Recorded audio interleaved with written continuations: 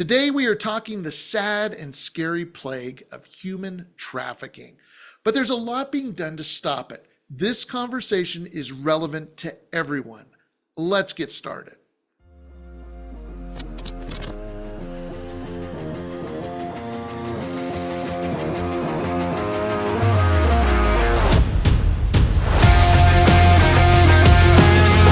Are we good?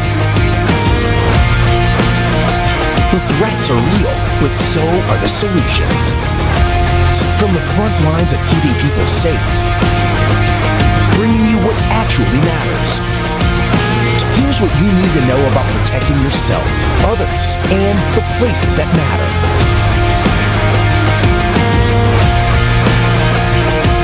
Now, here's Jim Bennett. Welcome to Are We Good? We have Marion Pearson with us today. Marion has been working in the social service field, providing prevention and advocacy services to abused youth for over 40 years, including roles as a counselor in residential treatment, director of school programs, and as a behavior analyst. Marion currently serves as the coordinator for the Douglas County, that's in Oregon, Human Trafficking Task Force and Violence Prevention Program Manager for the Mercy Foundation, the community benefit arm of Mercy Hospital located in Roseburg, Oregon. Marion holds degrees in psychology and social work and is certified as a human trafficking prevention and intervention specialist and serves the community as a local subject matter expert on rural area trafficking. Marion, welcome. Thank you so much. I'm so excited to be here. That's great. Well, I'm excited that you're here too, because this is such an important conversation. So let's just kick this off with starting with some kind of foundational stuff. Sure. What is human trafficking and what isn't it? That's a great question, because if you don't understand it, then you're certainly gonna think that there's a lot of things that are going on out there that are just not trafficking. So in a nutshell, human trafficking really is the exploitation of another human being through the use of force, fraud, or coercion, or a combination of those things for the purposes of forced labor or forced commercial sex. And it's always for the payoff of the trafficker. And that could be anything of value, money for sure, but it could be anything. It could be drugs, it could be shelter. It's just whatever the trafficker believes is important to them and valuable for them. Right. So I guess the trafficker is kind of assessing their potential victim, right? To say, hey, this person obviously just needs money or they're addicted to drugs, those sort of things. Is that right? That's exactly right. Traffickers are really adept at identifying a person's vulnerabilities and then really exploiting those vulnerabilities for their own personal gain. And that's really their focus. That's exactly what they want to do in order to get what they want. Yeah, absolutely. So tell me, how common is this? I mean, is this, we've all kind of heard of it. And I think for many individuals, where they've heard of it is actually more in the fictional world, right? In movies and things like that. But this is an entire plague of society. So how common is it? Yeah. I'm glad you brought up movies, because when we think about what trafficking is and what trafficking isn't, Hollywood definitely wants everybody to believe that trafficking occurs in other countries, that anybody Right. who's trafficked in the US is then suddenly shipped out of the US, and it's typically a kidnapping scenario. And those things are just, while they can happen, they're really just a very rare occurrence. So to get back to what trafficking is not, it's not necessarily what you see in Hollywood, and it's not smuggling a person across a line and letting them go. But it is really prolific. It's happening all over the United States. In fact, it's happening all over the world. So to focus just on the United States, really, according to the Human Trafficking Hotline, they take really terrific statistics. Trafficking is one of those crimes that has been identified in every single US state. That is urban areas and that's rural areas. And it happens just as much in, middle America as it does on any of the port cities or any of the coasts.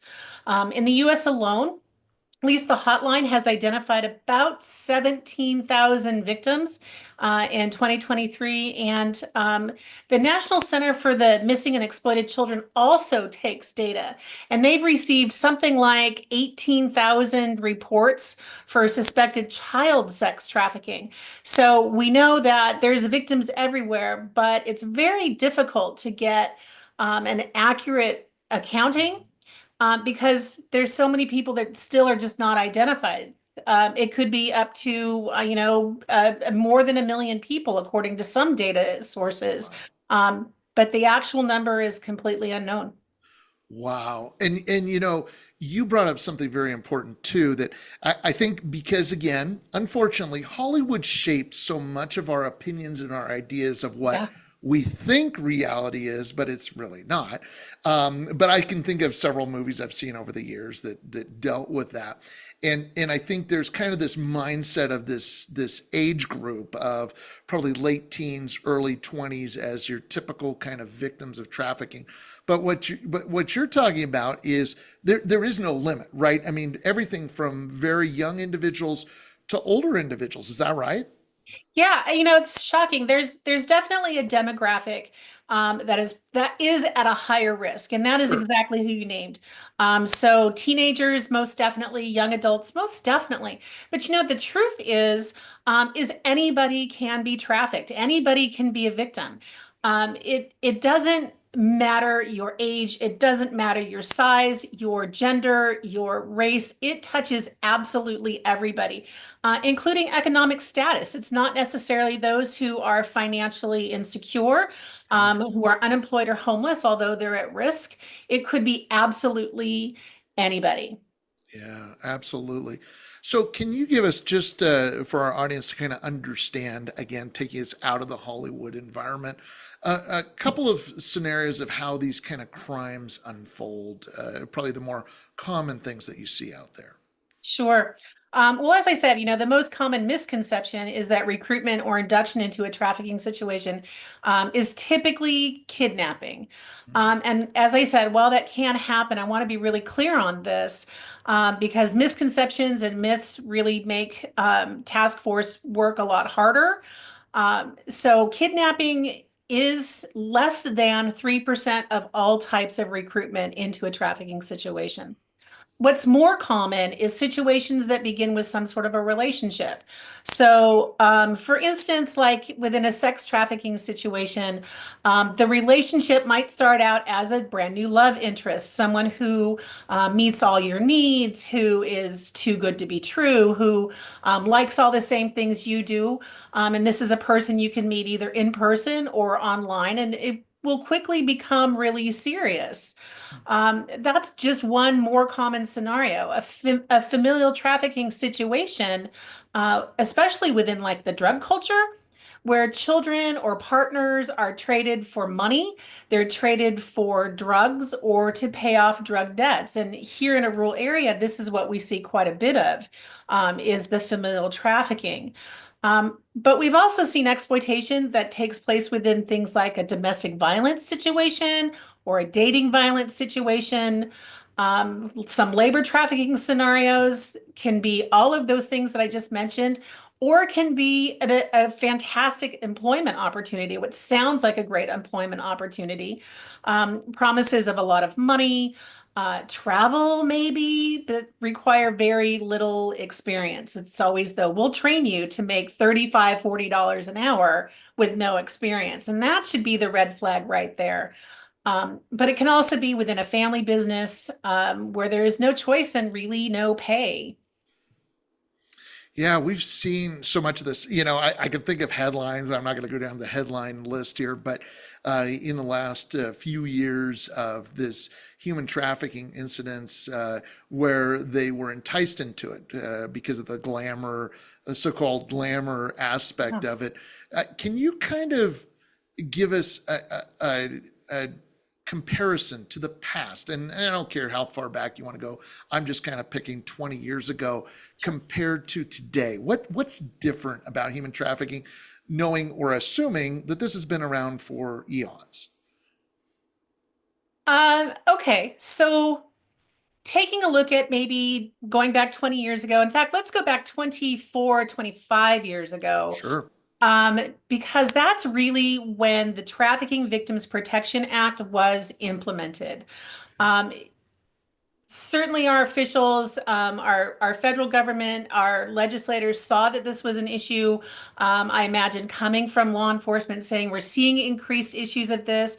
And really, it was at its infancy at that time because the only folks that were really focused on it were law enforcement at that time. But with up and coming, internet, with much more avenues of getting to victims, things really shifted pretty quickly. So, at that time, 20 years ago, 24 years ago, recognition, as I said, was in its really early stages, and we weren't really talking about it the way we talk about it now.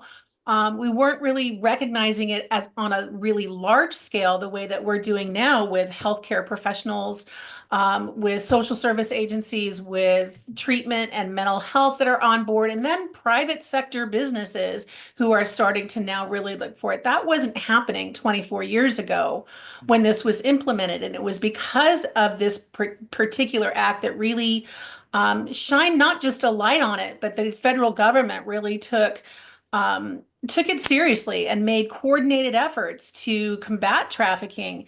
They provided federal funding to departments of justice within different states to address this particular issue.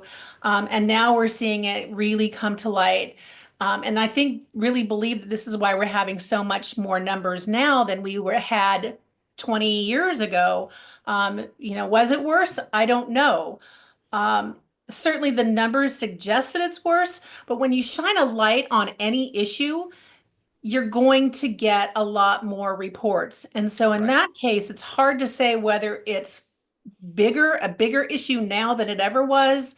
But it's certainly one that is showing us that we have still, even today, still have a big issue with this and still need to address it.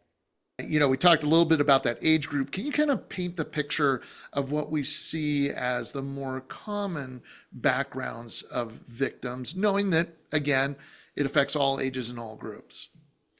Okay, absolutely. So the most obvious commonality would be minors. So anybody under the age of 18 that's selling commercial sex automatically, under definition, is a trafficking victim, period. You don't need, that's a no-brainer. You don't even need to think about it. Otherwise, aside from minors who are commonly targeted just because of their vulnerabilities, young adults are also targeted at pretty much that same rate.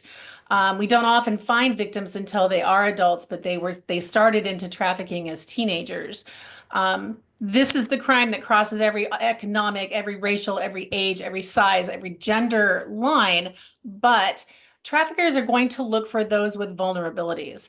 And that could be a financial vulnerability. It could be a housing disparity. It could be a food disparity. But more importantly, they're also looking for those who are emotionally vulnerable, who feel disconnected, who feel different from others, who maybe have dealt with some depression or some separation from their family, their friends, or their community. Some mental health issues. Addiction is a real big one as well. They're looking for someone who might be addicted or who might easily be swayed into addiction. All of those things make a person vulnerable to not just an exploitation situation, but just about any other crime as well. Let's talk about what we see more commonly with those that are the traffickers. What's the commonality between them? You know, traffickers they do have some things in common, but here's the thing about them. They will reflect your community's demographic. So whatever picture you might have in your head of a slave driver or of a pimp, for instance, Yeah. Hollywood likes to tell you what pimps look like. That's not what they look like. They will reflect your particular demographic. So whatever your demographic looks like, that's who your pimps are going to be. But it's also who your victims are going to be. So traffickers can be anybody, male, female, non-binary, makes absolutely no difference. Just as victims identify as across all sectors. So do those perpetrators. And so getting stuck in the thought process of victims are typically female and traffickers are typically male. Don't get stuck there because honestly, it could be anybody either way. And in fact, females make excellent recruiters and excellent traffickers because we are the ones that are not suspected of doing these particular crimes. The folks who are traffickers, these are people who are driven by profit, to make money or to gain access to something that they want. They have absolutely no problem using another person to achieve that goal. They see victims as commodities, either in a sex or labor trafficking situation. These are commodities to be sold and to be used. These are not people to them. They do not care about another person's humanity. What's common as far as recruitment and grooming methods, that's pretty common.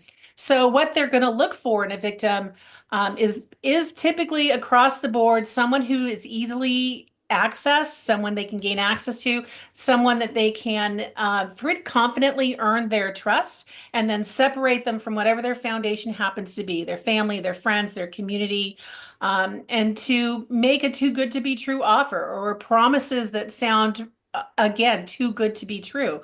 High pay, perfect relationships, a new life, or maybe travel's part of that.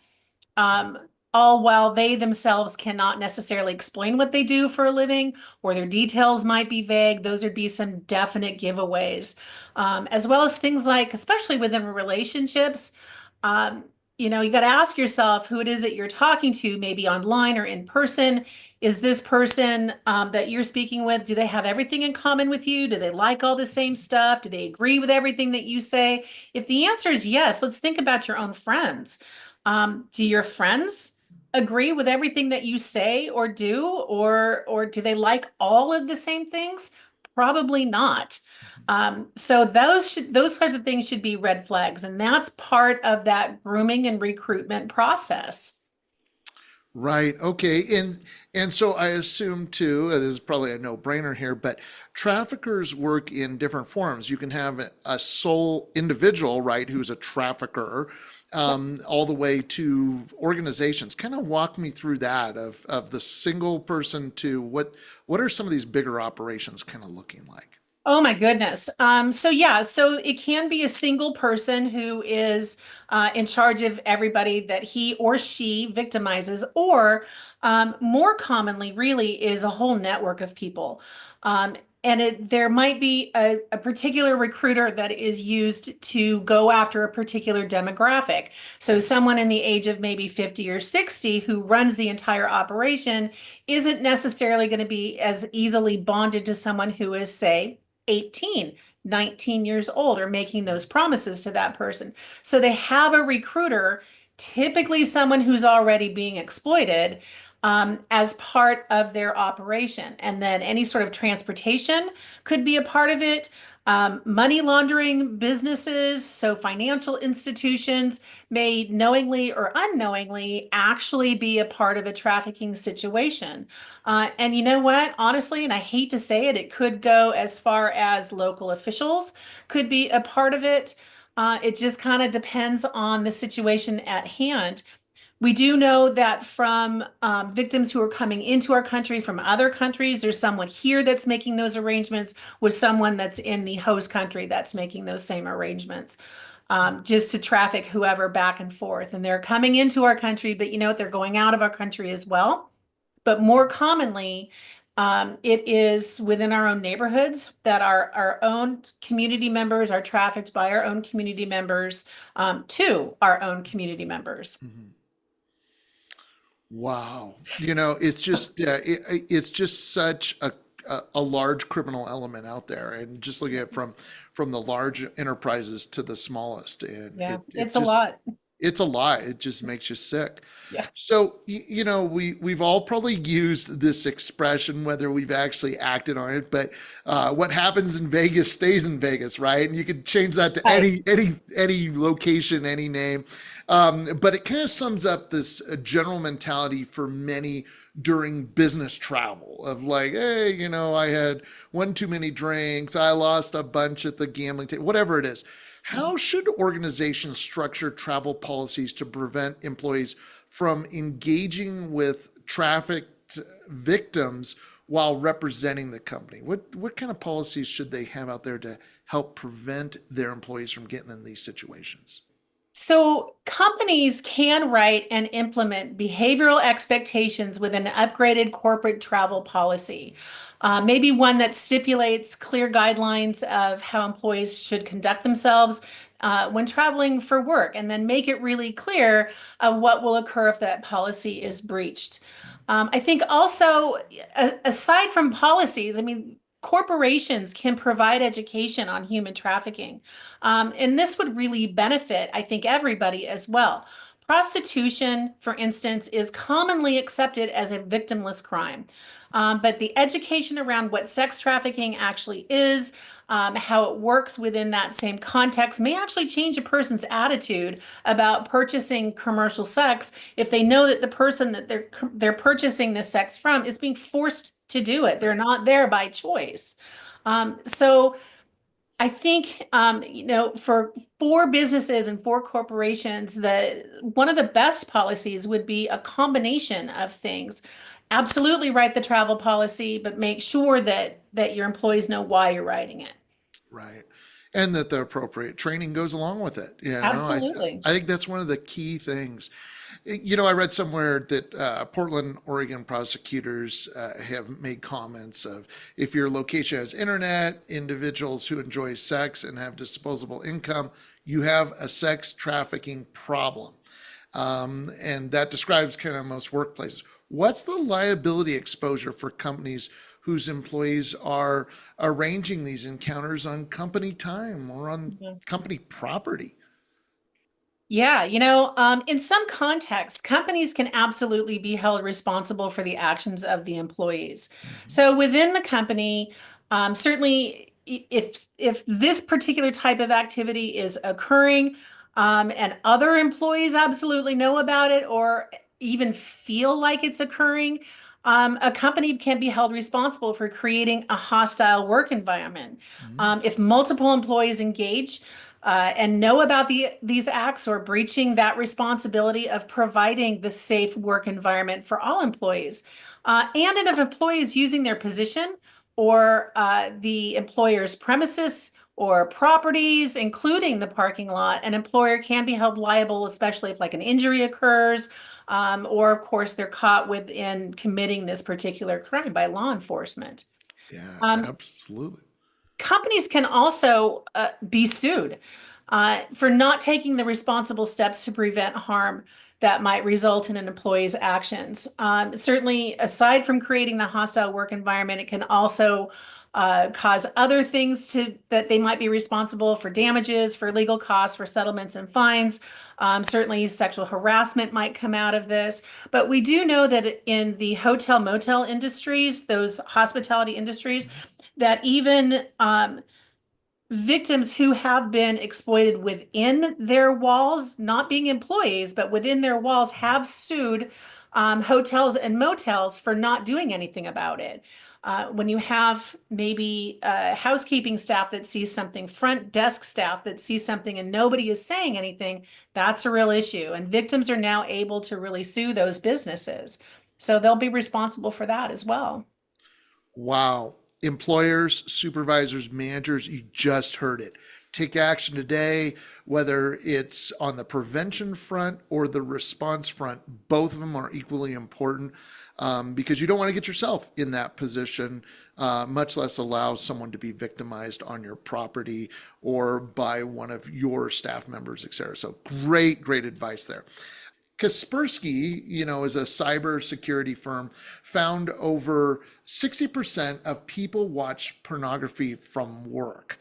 From a trafficking prevention standpoint, how should HR policies address this? And what are the warning signs that move beyond policy violations into potential, criminal behavior? Okay. So viewing pornography at work can be considered as, again, creating that hostile work environment and could definitely lead to sexual harassment claims if it's suspected or known by other coworkers. But because we know that sex trafficking has direct links to pornography, we encourage companies to establish policies that prohibit viewing during work hours on either company provided equipment, which would be a huge breach, or even personal devices. We encourage companies to provide education to their employees about the realities of human trafficking, and especially those who have contact with the public in any form as part of their jobs. Let's see, consequences for violations should be made clear, and that the company definitely will back up those particular policies. As I said, I think earlier, best that might include steps for each violation or even adopt a no tolerance policy that results in termination. But whatever it is, if there is no policy in place, the company doesn't really have a leg to stand on in responding to those incidences. And then will it be addressed? It might be addressed. It may not be addressed, but that opens them up to some of those lawsuits that I talked about earlier, issues, as I mentioned above, with the sexual harassment or hostile work environment. As far as indicators go, employees who begin to disappear for extended periods of time, who cannot account for their whereabouts or who hide their devices, if they become secretive or start to behave out of the norm, they exit out of pages or they try to hide things. Those are all sorts of things that may or may not be tied to an exploitation situation, but certainly it is going to feel like something illicit is happening. So things to pay attention for. Yeah, absolutely. I'm hearing a theme here when we're talking about employers, managers, supervisors. It's policies, policies, policies. Have those in place and enforce them. Yeah, Yes. I work with so many organizations on a variety of different issues, and a lot of them really come back to that they're just missing policies. So there's nothing to stand on. Hey, don't do this, don't do that. And the employee looks at it and goes, well, how would I have known? It doesn't say anywhere that. And or there's this kind of resounding theme from organizations, from the employees within organizations who are there to do good stuff. And they're like, hey, no one enforces any of these policies. I know the person in the office, the cubicle right next to me, is doing whatever is a violation of policy, but no one cares. No one deals with it. So your theme there is so important. And I really hope employers are taking that to heart. So let's talk a little bit more kind of about that workplace environment. A lot of organizations certainly have security services, security teams on the ground. Is there anything specific they should be looking out for that, could be those warning signs of what's going on maybe in their parking lots, in their buildings, those sort of things? Sure. So security teams already have a lot of education about what to look for as far as crimes go. But we want to make sure that your security teams do have the education and the tools to identify and respond to this particular crime, as well as all of the other ones that they have to look for. So equipping them with the tools, maybe something like indicator cards for their pockets that will tell what the red flags are, what those indicators are for exploitation, referral numbers that they can carry or they have for possible victims that they might come across. And then here's the thing that goes with the policy. And I think that a lot of times doesn't get talked about is the protocol.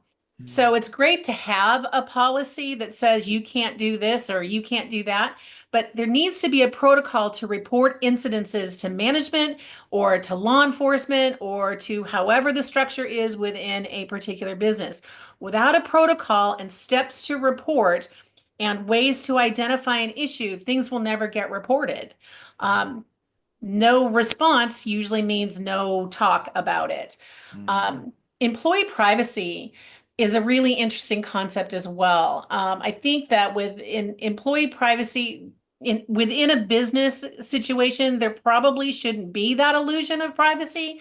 I mean, I think that employees absolutely have a right to have off privacy during their off hours. I would definitely agree with that. And we've all had an opportunity or a need to have to deal with a personal issue during work hours where we have to maybe take a personal phone call. Many will go into a private office or shut a door or walk outside to take that particular phone call. But we also know that we are on the clock during that time, and whatever is needs to be taken care of gets taken care of. And that's the expectation by the employer, that it is personal business, but it's not illicit business. If it is, I mean, at the very least, it's a breach of trust between a perpetrator and an employer, and certainly a breach of ethical conduct within the workplace. So I think whenever I start to talk about this with HR professionals and with private sector businesses, I always try to pose this particular question. And that is, what light would shine on your company if an employee was caught having sex with a sex worker or a trafficking victim in their office or your parking lot, or even arrested as a buyer on their personal time during a sting? How is that going to reflect on their business? Now with everybody walking around with cell phones, and company names on cars, it's really easy to identify who is being arrested, and then deeper digging to find out where someone works.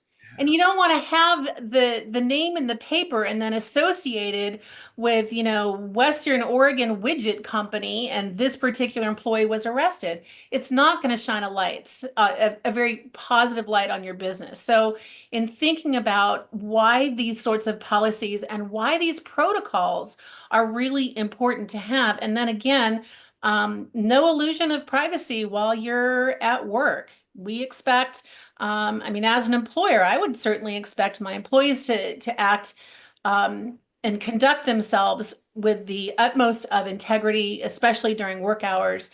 And I would hope that they would conduct themselves like that in their personal time as well.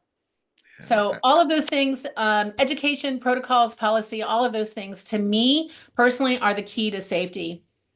Yeah, absolutely. And I'm really glad you talked about kind of what I like to describe as the 180 of the cameras. There's the cameras that are looking outward of something that occurs, but at some point they turn back around. They look back at the organization of, well, why did this happen at this organization?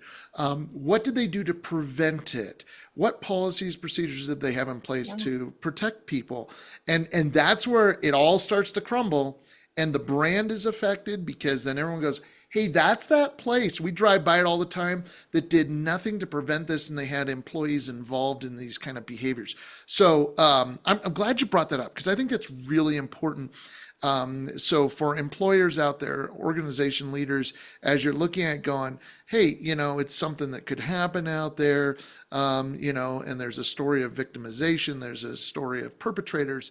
Well, let me tell you, and you just heard it from the expert, the cameras will turn back in as well, and that will affect your organization. So keep that in mind as we're talking about, do we deal with this today, or do we deal with it somewhere down the road?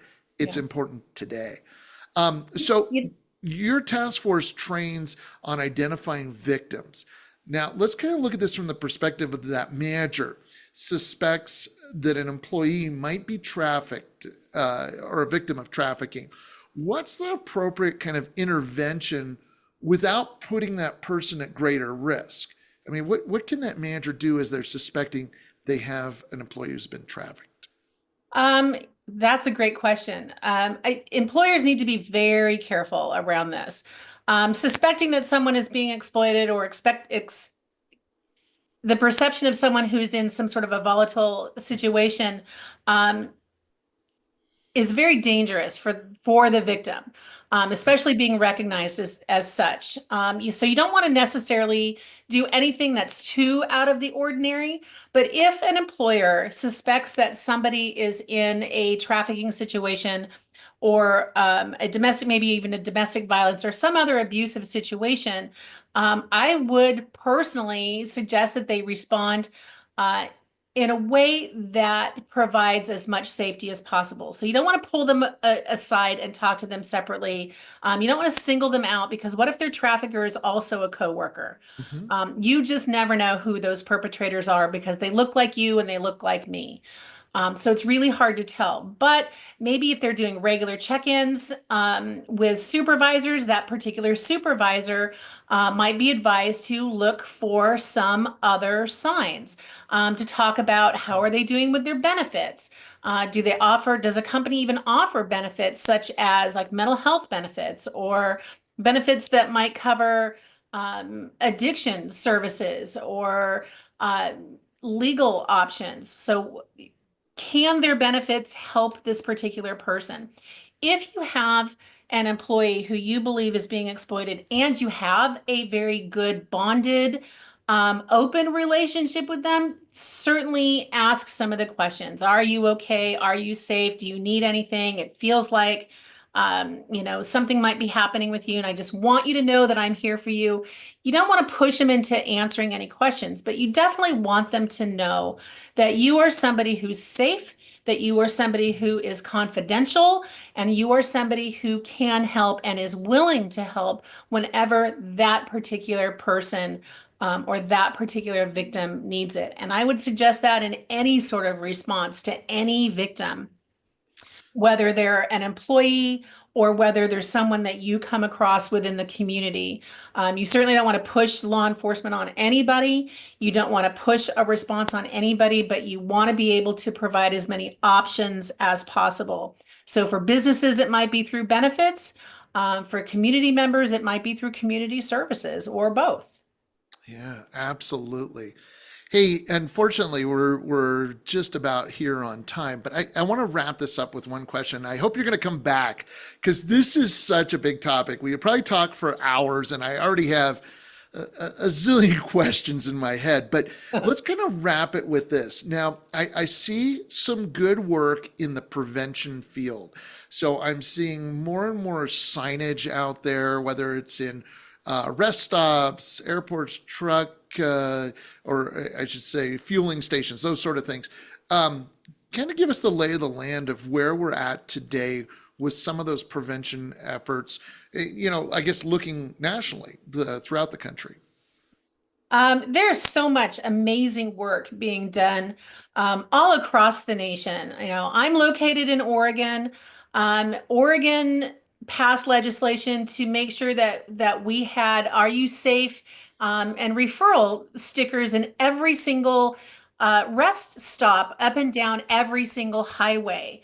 And the great part about that is our state police were tasked with putting those stickers up, which put it in the forefront for them. But not just them, for departments of transportation who now had to come across that as well. We here in Oregon trained them, or I have, for our area, absolutely. But we're seeing it in more and more areas. It's popping up in bus stops. It's popping up in airports. Airports have really done an amazing job of making sure that there's signage in the bathrooms, that there's community signage where people are walking back and forth. I believe, a lot of airport staff members, employees are now trained. I think that this is really happening in all kinds of sectors. So for us personally, we work with Truckers Against Trafficking. I've been a Truckers Against Trafficking trainer for 10 years now, training every single class that goes through our local truck driving school, raising that army. But Truckers Against Trafficking also got a hold of the busing industry. So other sort of forms of public transportation, ride shares, there's training for that. Law enforcement, there's specific training for them as well, although they get really good training elsewhere. And this is really being picked up by departments of transportation, and they are running with it. And certainly leading the industry to make sure that those who can be the eyes and ears across the road, across the nation, are trained, they're equipped to know how to respond and doing something about it. So it's very exciting, all the things that are happening. Yeah, great things that are happening, and we just need to continue to multiply that. Marion, thank you so much for joining us today, and for everyone out there to learn more about Marion and her team's efforts. Again, go to the endtraffickingdouglascounty.org. Great information on there. You can also catch them on Facebook at the Douglas County Human Trafficking Task Force. Again, great information out there. Marion, thank you so much for being here today. Thank you for having me. Really enjoyed this. Thank you. And I'm looking forward to having you back because there is so much more to talk about. And don't forget the Belanti.net team, Belanti.net, for all of your other support services in terms of violence prevention, disaster behavioral health, psychological first aid, and more. It's a great resource. Check it out. And as always, don't forget that important question before disaster strikes. Are we good?